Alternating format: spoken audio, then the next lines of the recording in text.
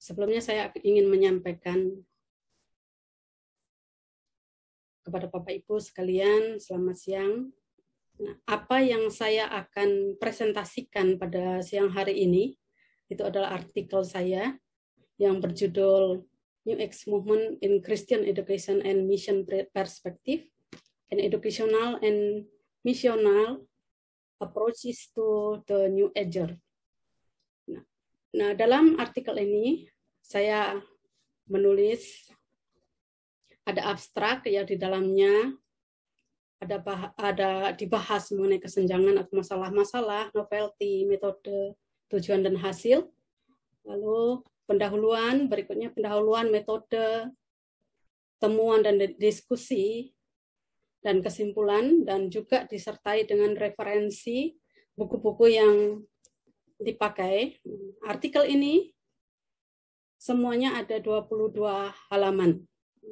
Pada kesempatan ini, seperti pembawa acara tadi yang memimpin acara menyampaikan bahwa artikel ini sedang dalam proses publikasi. Jadi untuk kesempatan ini saya tidak akan menampilkan secara full, saya akan menampilkannya dalam bentuk PowerPoint. Terima kasih untuk waktunya. Pak, Ibu, dan saudaraku sekalian, New Age Movement itu merupakan salah satu gerakan sosial dan keagamaan yang sudah dan sedang mengubah masyarakat dunia, dan secara khusus yaitu mengubah agama-agama dunia, tidak terkecuali yaitu agama Kristen. Nah, gerakan ini bukanlah gerakan yang terorganisir, tetapi mulanya terjadi secara spontan. Nah, gerakan ini bukan satu lembaga sosial, juga bukan lembaga agama, melainkan gerakan sosial dan gerakan keagamaan. Jadi gerakan ini yaitu merupakan gerakan yang melawan arus modern, yaitu berupa kepedulian sosial, kemanusiaan, dan kombinasi tradisi agama-agama yang baru dan yang lama, serta semangat kembali kepada alam. Nah, karena itu gerakan ini menekankan dan selalu menyerukan kembali kepada alam, kembali kepada alam. Nah, mereka menganggap bahwa dalam dunia manusia itu memiliki energi dan memiliki potensi semesta yang bisa mencapai pada tingkat yang ilahi. Nah, kekosongan ini tidak ditemukan pada sepanjang era modern, dan baru mereka temukan pada permulaan era postmodern sebagai jalan yang baru, dimulai sekitar tahun 1970-an. Mereka mulai meninggalkan paradigma modern dan beralih kepada paradigma postmodern.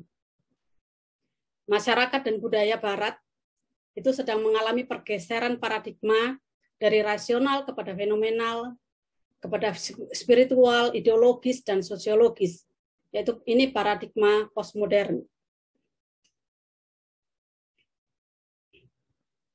Paradigma modern itu masih menyisakan banyak masalah sosial yang tidak bisa diselesaikan, seperti dehumanisasi, kemiskinan, korban bencana, dampak global warming, dan lain sebagainya.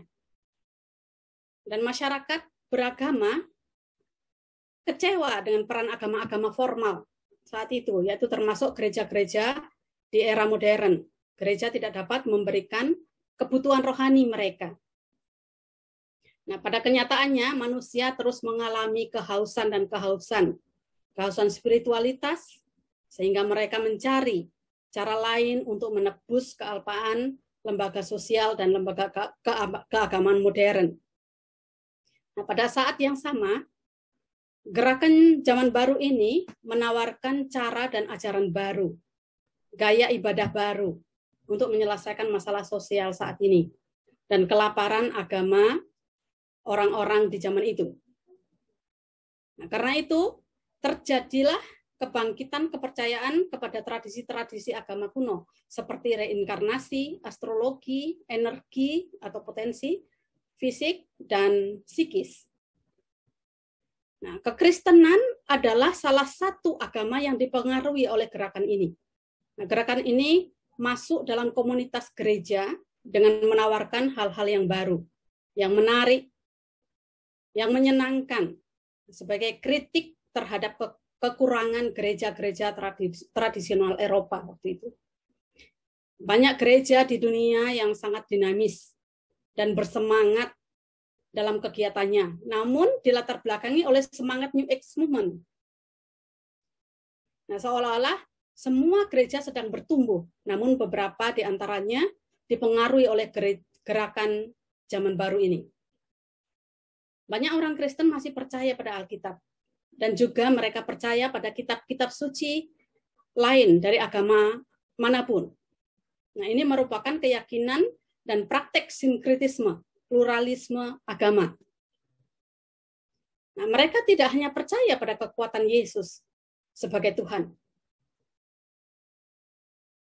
tetapi pada kekuatan mereka sendiri. Jadi, mereka tidak hanya percaya kepada kekuatan Yesus sebagai Tuhan, tetapi mereka percaya juga pada kekuatan dirinya sendiri. Itulah sinkretisme. Nah, gerakan New Age ini merupakan salah satu tantangan besar yang sedang dihadapi oleh umat Kristen saat ini. Nah, gerakan ini sangat mudah diterima oleh siapapun. Sangat mudah diterima oleh komunitas apapun dan agama apapun. Nah, selain itu ada buku seri kurikulum untuk taman kanak-kanak sampai kelas 6 yang disebut dengan Kesan. Nah, ini banyak berisi tentang cerita-cerita horor dan okultisme. Ini bagi Bapak Ibu guru sekolah formal pasti bisa melihat hal ini. Juga banyak ilmuwan seperti Albert Einstein, ini adalah seorang panteis. Nah, ketika ditanya apakah dia percaya pada Tuhan, dia berkata, saya percaya pada Dewa Spinoza. Spinoza adalah seorang panteis. Banyak juga film-film dan program TV, televisi, nah semuanya menganjurkan gerakan zaman baru ini. Beberapa di antaranya seperti I Dream of Jeannie, Kung Fu, dan film kartun seperti He-Man, Captain Planet. Nah, ini semua adalah kartun zaman baru, seperti yang disukai anak-anak kita, mungkin saat itu suka sekali ya, itu boneka-boneka kecil warna biru, Smurf. Nah, ini sangat disukai anak-anak. Seperti Sidekick, Beetlejuice, Ninja, Ninja Turtles, adegan meditasi, The Dark Crystal, seri Indiana Jones, Narnia, dan banyak yang lain lagi. Itu banyak ditawarkan oleh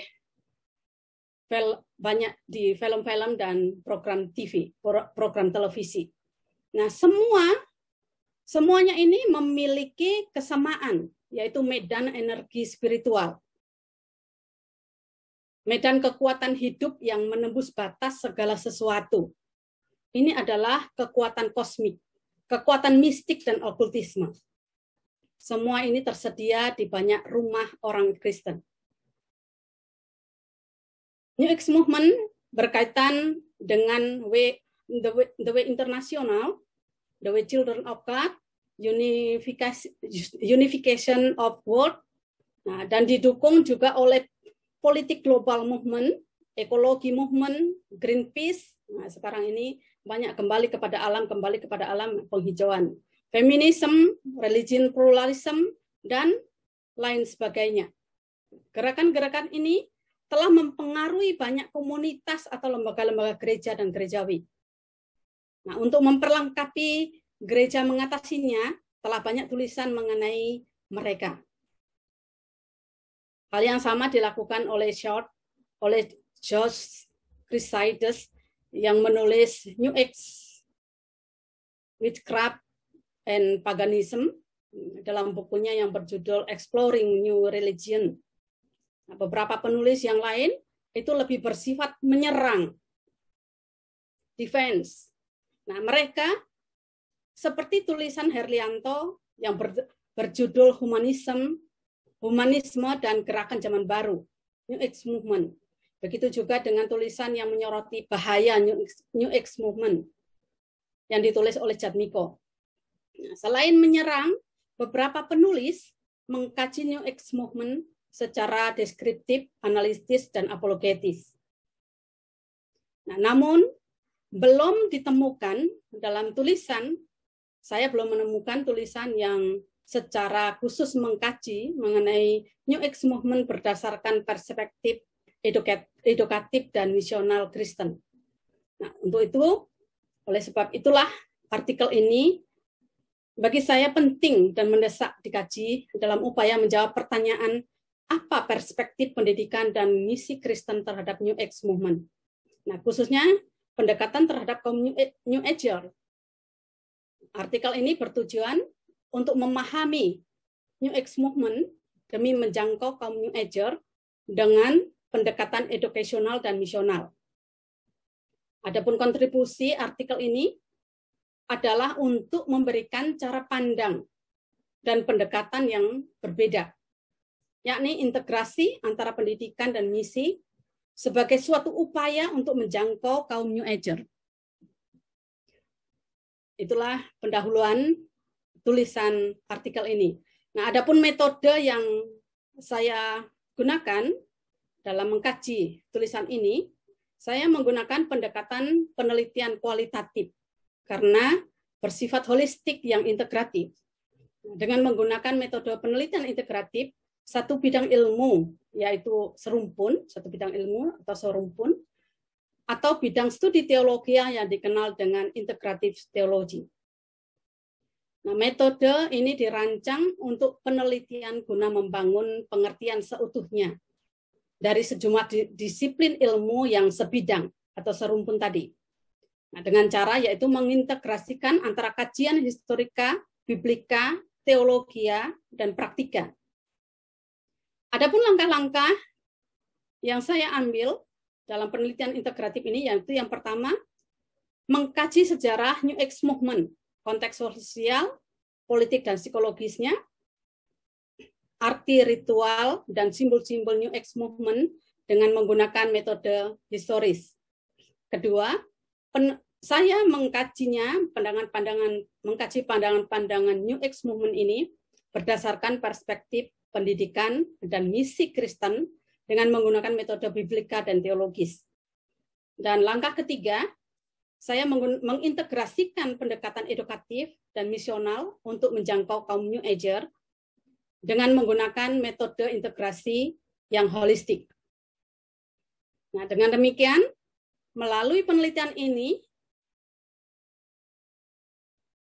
saya berharap dapat memberikan cara pandang dan pendekatan yang berbeda, yakni integrasi antara pendidikan dan misi sebagai suatu upaya untuk menjangkau kaum New Ager. Temuan dan diskusi, nah pengertian New Age Movement, pengertian gerakan zaman baru. New Age Movement itu sangat sulit untuk didefinisikan karena memiliki latar belakang yang sangat luas, yakni karena berkenaan dengan multi aspek. Nah, itulah sebabnya mengapa pandangan ini sangat asing dan bertentangan dengan kekristenan. New Age Movement sulit untuk didefinisikan karena tidak ada teks suci, tidak ada hierarki, dogma, ataupun kredo. Doktrin juga tidak ada, koleksi, organisasi pusat, keanggotaan, dan kepemimpinan. Mereka tidak memilikinya. Tidak ada hal itu. Mereka tidak setuju dengan klaim kebenaran final. Dengan segala keragamannya, gerakan zaman baru ini sulit didefinisikan karena batas-batasnya yang kabur. Karena tidak memiliki yang di atas tadi, yang saya sebutkan tadi. Dogma, doktrin, dan ini tidak punya. Nah, The New Age Movement adalah pandangan dunia yang terdiri dari multi keyakinan, multifokus, sintesis multifasted dari agama timur jauh, agama mistik, terutama yaitu Hindu, Buddha, Taoisme, dan Okultisme. Itu disesuaikan dengan dan dipengaruhi oleh budaya materialistis Barat. Ini berarti bahwa bagian-bagian dari Buddhisme, Hindu, Sufi mistisisme, dan Kristen semuanya terwakili dalam sup. Nah, kalau kita masak sup, ada campuran banyak macam. Ada sayuran, ada pentol, dan lain sebagainya. Inilah yang dimaksudkan. Semuanya terwakili dalam sup New Age. The New Age itu sebenarnya adalah gerakan spiritual yang mengalir bebas. Orang-orang baru memiliki kepercayaan dan praktek yang agak mirip, yang mereka tambahkan ke agama formal mereka, ke agama formal, ya manapun yang mereka ikuti menjadi sinkritisme. Jadi tidak hanya percaya satu Tuhan, tetapi di sini menjadi sub tadi, jadi menjadi sinkritisme. Semua ini dapat dijelaskan melalui gambar pohon Natal di bawah ini. Inilah praktek sinkritisme dari New Age Movement. Selain mereka mempercayai Tuhan agama-agama lain, mereka juga mencampur adukkan dengan simbol-simbol agama kuno. Mereka percaya semua penganut agama baru di sini cenderung memilih komponen-komponen yang ada dalam agama-agama besar modern. Nah, dipadukan dengan agama-agama timur kuno, seperti perdukunan, sihir, druidisme, dewa bumi atau ibu bumi. Nah, Mesir kuno seperti kultus. Nah, seperti itu. Dan seterusnya. Nah, gerakan New Age itu dapat dipandang sebagai gerakan milenial. Menganggap umat manusia itu berdiri di antara dua zaman dalam sejarah manusia, zaman Pisces dan zaman Aquarius. Zaman Pisces dan zaman Aquarius ini sebutan mereka. Nah, ada tradisi dari zaman Pisces, itu rasionalitas modern, nah, ke zaman Aquarius, spiritualitas postmodern, kebahagiaan, dan harmoni segala sesuatu. Jadi, the age of Aquarius adalah milenium cinta dan cahaya. Meskipun sedang mengalami kebangkitan dan yang signifikan, zaman baru bukanlah hal yang baru. Jadi meskipun sedang mengalami kebangkitan yang sangat signifikan, zaman baru bukanlah hal yang baru. Sebenarnya usianya sudah sangat tua. Ini kembali ke masa pra-modern. Itulah yang menjadi pembahasan di pendahuluan artikel yang saya telah tulis. Nah, mengenai sejarah singkat gerakan zaman baru.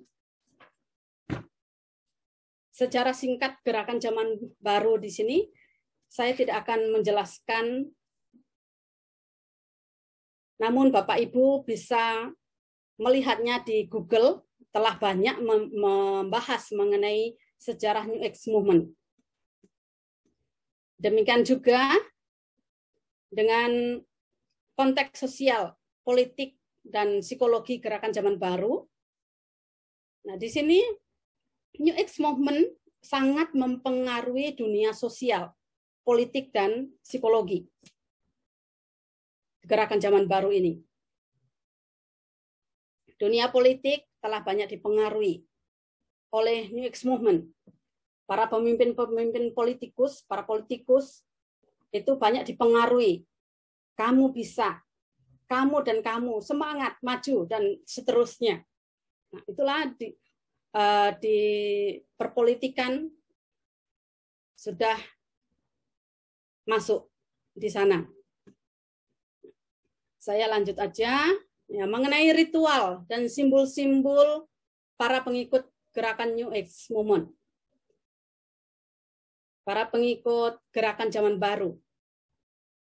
Ritual dan simbol-simbol. Nah, orang-orang New Age percaya bahwa tujuan akhir hidup adalah untuk membangunkan dewa di dalam dan mewujudkan potensi kita yang tidak terbatas. potensi mereka yang tidak terbatas. Jadi untuk membangunkan dewa di dalam dirinya dan mewujudkan potensi yang tidak terbatas di dalam dirinya. Untuk mencapai tujuan tersebut ada beberapa amalan dan ritual yang harus mereka lakukan. Yang pertama yaitu meditasi. Meditasi yaitu sebagai satu tindakan kontemplasi, di mana orang tersebut berusaha untuk mencapai keadaan kesadaran yang berubah. Mereka membawa gagasan ke keadaan tanpa pikiran, meditasi ya, menenangkan aktivitas pikiran, kehilangan diri sendiri dalam kebahagiaan keheningan. Jadi ini telah dipengaruhi oleh banyak aspek budaya zaman baru yang populer saat ini, seperti yoga dan Buddhisme. Jadi mereka banyak melakukan meditasi. Dan yang kedua, yaitu pose dan pernapasan. Pose dan pernafasan ini membantu meditasi dan meningkatkan kesadaran seseorang akan keilahian mereka, keilahian manusia. Yoga dan praktik timur lainnya itu sedang dipromosikan di dunia barat, dan gereja barat sebagai alat untuk kesehatan fisik dalam dunia barat, gereja barat ya, yoga, pose dan pernafasan ya, salah satunya yoga, dan ini adalah untuk kesehatan fisik, spiritual, dan bahkan finansial. Nah, sementara sifat berbahaya dari praktek ini itu tetap tersembunyi. Nah, banyak yang dikatakan tentang manfaat mengambil bagian dalam latihan tubuh, pikiran, dan jiwa. Itulah pose dan pernafasan yoga. Nah, yang ketiga yaitu penyaluran atau channeling, yaitu proses di mana seseorang mengklaim masuk ke dalam keadaan sadar dan mengizinkan suatu roh masuk dan merasuk tubuh mereka, dan kemudian roh itu memberikan petunjuk-petunjuk kepada orang-orang New Ager. Itu penyaluran. Selanjutnya yaitu penyembuhan secara tradisional. Nah, melalui penyembuhan gangguan pikiran, gangguan tubuh, gangguan jiwa dengan konsep keutuhan dan keseimbangan diri. Penyembuhan demikian itu dilakukan melalui akupuntur, penyembuhan kristal melalui bola kristal. Ada homeopati, percaya semua penyakit bisa sembuh, homeopati. Melalui iridiologi, yaitu ilmu mengenai iris mata, ini warna, bentuk, dan simbol, jadi mata manusia. Nah, melalui pijat refleksi, berbagai metode meditasi, terapi pluralitas dan polaritas. Terapi polaritas yaitu diet, yoga, pernafasan, penyembuhan psikis, sentuhan terapeutik, dan refleksiologi, dan masih banyak yang lainnya. Nah, ciri-ciri gerakan ini dapat dengan mudah kita kenali dari simbol-simbol yang digunakan oleh mereka, seperti pelangi, piramida, segitiga, mata dalam segitiga, jadi dalam segitiga itu ada mata, rumah dengan wajah dan kepala manusia, siklus konsentrasi, yin yang, kepala kambing di atas, nah, pentagram, dan juga simbol 666. Nah, semua simbol ini memiliki keyakinan, memiliki pandangan dunia, dan makna teologis di dalamnya. Itu gerakan New Age Movement, simbol-simbol mereka. Lalu bagaimana dengan perspektif? Kita melihat semuanya itu, perspektif pendidikan dan misi Kristen terhadap New Age Movement. Meskipun New Age Movement tidak seperti banyak agama, tidak memiliki teks suci, organisasi pusat, maupun tidak memiliki juga keanggotaan pendeta formal, juga pusat geografis atau markas besar, situs web resmi, dan kredo, dan lain-lainnya, tetapi ia memiliki seperangkat keyakinan atau pandangan dunia dan teologi mereka. Untuk memahami dan menangani gerakan zaman baru ini, pandangan dunia atau keyakinan mereka, ada 9 promis dasar. Yang pertama yaitu pandangan dunia mereka adalah monistik. Semua adalah satu, yaitu monistik, dan atau panteistik. Semua adalah Tuhan. Dan yang kedua, premis yang kedua, dunia dan kejahatan hanyalah ilusi. Realitas yang sesungguhnya adalah semangat dan kebaikan. Yang ketiga, sifat manusia adalah pada dasarnya adalah baik. Tetapi karmanya yang sekarang menghalanginya untuk menyadari kebaikannya. Itu premis mereka yang ketiga. Premis yang keempat, manusia adalah ilahi atau Kristus di dalam manusia. Yang kelima, premis yang kelima yaitu manusia yang menentukan keadaan yang diingininya dengan bertanggung jawab. Maka ia akan menciptakan masa depan dirinya. Jadi semuanya kepada manusia. Manusia yang menentukan, maka dia akan bisa menciptakan masa depan dirinya. Yang keenam yaitu reinkarnasi abadi dengan hukum karma. Yang ketujuh yaitu keselamatan atau pelepasan dari dunia, dari ilusi, dapat dicapai melalui penyatuan diri dengan alam, penyatuan diri dengan alam, itu panteisme.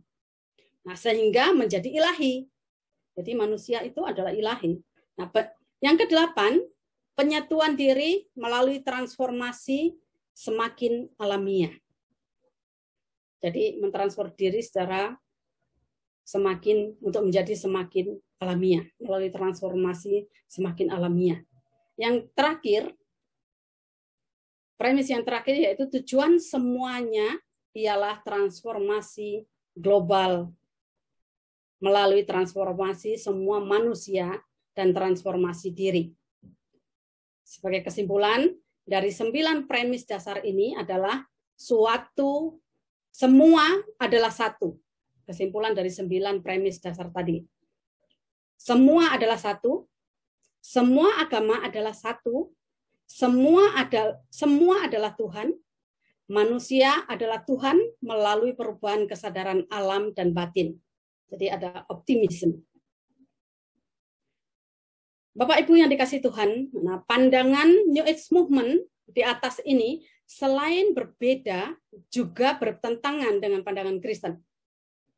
Ajaran Kristen adalah teistik, Tuhan yang transenden dan imanen.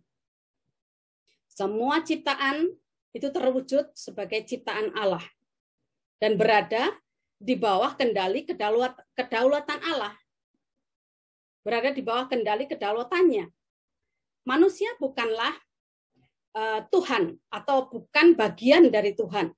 Karena New Age Movement tadi kan manusia itu adalah Tuhan dan bagian dari Tuhan.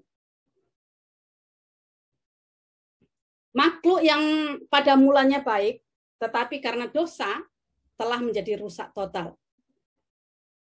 Oleh karena itu, manusia tidak dapat bertanggung jawab dengan penciptanya. Keselamatannya bukanlah hasil usahanya, bukan hasil usaha kita, tetapi pemberian Allah semata-mata. Dalam dan melalui Kristus saja. Dan keselamatan penuh yang dialami ketika Tuhan Yesus datang kembali untuk menjemput kita ke surga. Selain 9 pandangan di atas, ada paham New Age Movement seperti mistikisme ekstrim, mistikisme ekstrim. Itu ketuhanan itu dapat diperoleh dengan cara melihat ke dalam diri. Jadi karena Tuhan ada di dalam dirinya, berpusat pada dirinya sendiri, menyadari diri sebagai Tuhan. Nah, semua manusia adalah Tuhan. Namun tidak disadari. Untuk itu perlu bangkit dengan cara bermeditasi transendental. Melalui bermeditasi itu membangkitkan, mereka akan menyadari bahwa dirinya adalah Tuhan dan lain sebagainya. Yang kedua yaitu holisme. Holisme. Nah, jika alam adalah Tuhan dan Tuhan adalah alam, semuanya adalah Tuhan. Yang ketiga, reinkarnasi. Nah, kita masih bisa mendapatkan kehidupan yang lebih baik setelah kematian. Jadi ada siklus di sini. Seperti ajaran Hindu mengenai reinkarnasi. Yang keempat, animisme. Alam semesta itu hidup. Semangat dan kekuatan di balik apapun. Ini adalah animisme dan paganisme. Karena alam semesta itu hidup. Yang kelima yaitu evolusionisme, di mana manusia dapat berevolusi menjadi Tuhan. Nah, evolusi panteistik. Yang keenam, optimisme, di mana mereka sangat optimis dengan hal-hal yang tidak mungkin. Mereka sangat optimis, bukan beriman tetapi optimis. Ini berbeda ya. Bukan beriman, tetapi optimis. Nah, mereka percaya bahwa suatu hari seluruh dunia itu akan dimenangkan dan semua pemimpin dunia akan bekerja sama. Itu keyakinan mereka. Inilah yang dimaksud dengan zaman baru, yang pasti terwujud menurut optimisme mereka. Yang ketujuh, globalisasi. Seluruh umat manusia akan menjadi satu. Inilah yang dikenal dengan global village. Yang kedelapan, yaitu sinkretisme. Sebagai kombinasi dari berbagai bentuk kepercayaan agama-agama dan filosofi menjadi satu agama dunia yang terpilih. Itu filosofi mereka. Nah, 8 pandangan atau 8 paham tersebut adalah bertolak dari pemikiran-pemikiran mendasar berikut ini. Yaitu yang pertama, sumber otoritas. Gerakan zaman baru menolak kebenaran mutlak karena tidak memiliki sumber atau tidak memiliki kitab yang otoritas. Yang kedua, mengenai Allah, meskipun banyak penganut New Age menggambarkan Tuhan dalam istilah pribadi, dan pada akhirnya Tuhan adalah kekuatan hidup, kesadaran dan energi personal. Mengenai Tuhan Yesus, ajaran zaman baru tentang Tuhan Yesus itu telah menjadi sangat populer di antara mereka yang percaya harusnya hanyalah seorang guru, dia adalah hanya seorang guru moral yang hebat. Nah, yang kelima yaitu manusia. Manusia itu tidak berdosa karena esensi sejatinya adalah ilahi dan sempurna. Reinkarnasi biasanya dilihat sebagai langkah progresif menuju ketuhanan. Itu reinkarnasi. Dan ketujuh, zaman akhir, itu New Ager itu menganut bahwa umat manusia sedang berkembang menuju zaman baru. Nah, perbedaan utama antara kekristenan dan gerakan zaman baru mengenai beberapa ajaran teologis. Ya, pertama Allah adalah, ya, Bapak Ibu bisa melihat di dalam layar ya. Allah adalah kekuatan yang tidak berpribadi dalam ajaran Kristen. Nah, seperti ini Bapak Ibu bisa melihat ya. Saya akan lanjut ke langkah-langkah integrasi pendekatan edukasional dan misional dalam upaya menjangkau New Age. Nah, adapun langkah-langkah pendekatan edukasional dan misional, yang pertama yaitu mengubah pikiran Injili yang negatif terhadap kaum New Ager. Langkah pertama yang harus dilakukan kelompok Kristen evangelistik yaitu bukan mengubah kaum New Ager, melainkan mengubah pikiran, transform your mind. Yang kedua, mengasihi kaum New Ager dengan tulus hati. Setelah mengubah pikiran Injili, kita yang tidak misioner, kita perlu mengingat bahwa semua orang yang kita ajak bicara adalah manusia yang Tuhan kasih, dan kita harus mengasihi mereka juga. Yang ketiga, langkah ketiga yaitu berhenti berpikir negatif mengenai kaum New Ager. Ini menjadi hambatan yang lebih besar untuk menjangkau New Ager. Dan yang keempat, menjadi sahabat bagi mereka. Setelah berhenti memikirkan mereka secara negatif, kita harus membangun persahabatan yang baik dengan mereka. Menjadi teman yang baik adalah langkah edukasi dan misi yang paling penting untuk menjangkau mereka. Yang kelima, langkah yang kelima yaitu mengetahui sesungguhnya New Ager itu sendiri.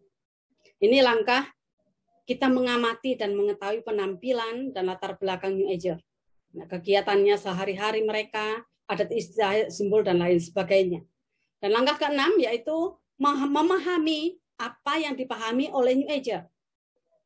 Common ground. Jadi memahami apa yang dipahami oleh mereka. Jika kita mengasihi mereka, kita akan berusaha untuk mengenal mereka. Langkah pertama untuk mendekati New Ager adalah dengan cara menemukan beberapa kesamaan pijakan mereka.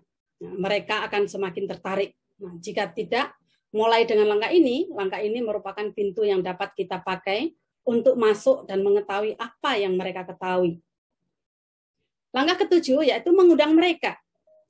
Mengundang kaum New Ager untuk menghadiri komunitas kita. Nah, setelah kita berteman dengan mereka, setelah kita berbagi kabar baik kepada kaum New Ager. Selanjutnya kita mengundang mereka untuk berpartisipasi dalam kebaktian dan studi Alkitab. Baru kita bisa mengundang mereka. Dan yang kedelapan yaitu berbagi kehidupan dengan kaum New Ager. Di sini kita baru bisa berbagi. Setelah langkah-langkah ketujuh langkah tersebut kita tempuh, baru kedelapan yaitu kita bisa berbagi kehidupan. Karena mereka sudah menerima kita, menjadi teman kita, maka kita mengundang mereka dalam kumpulan kita. Nah, di sini kita bisa berbagi dengan mereka. Dan langkah terakhir, jangan dilupakan, yaitu kita menjadikan kaum New Ager sebagai murid. Jadi kita harus setelah kaum New Ager terbuka dan menerima kabar baik dengan pendekatan edukasi dan misi, yaitu menjadikan semua bangsa muridku.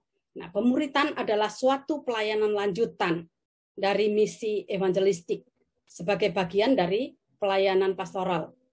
Jadi, menjadikan murid adalah inti dari misi melalui pendidikan Kristen. Sebagai kesimpulan, semua pembahasan dalam artikel ini tidak bermaksud untuk menghakimi kaum New Ager yang menganut pandangan New Age Movement. Tidak juga untuk menyatukan dengan pandangan Kristen, melainkan untuk memahami apa yang mereka pahami. New Age Movement dapat digambarkan seperti gambar pohon Natal yang dihiasi oleh berbagai dekorasi simbol-simbol tadi. Nah, New Age Movement ini menawarkan apa yang dibuang oleh modern science. Nah, kita melihat tadi ya perjalanan ini. Nah, dalam perspektif pendidikan dan misi Kristen, New Age Movement itu sangat berbeda dengan kekristenan. Semua aspek doktrin New Age Movement tidak memiliki kesamaan dengan semua doktrin Kristen, seperti sumber otoritas, Tuhan, manusia, bumi, Yesus Kristus, dan seterusnya. Jadi berbeda worldview-nya. Telah banyak usaha untuk mengisi kekosongan rohani kaum New Ager, seperti upaya-upaya apologetik, tanpa menafikan upaya-upaya tersebut, integrasi pendekatan edukasi dan misional adalah suatu upaya seutuhnya untuk menjangkau dan mengisi kekosongan rohani kaum New Ager. Sekian pembahasan artikel saya menyampaikan terima kasih, mohon maaf.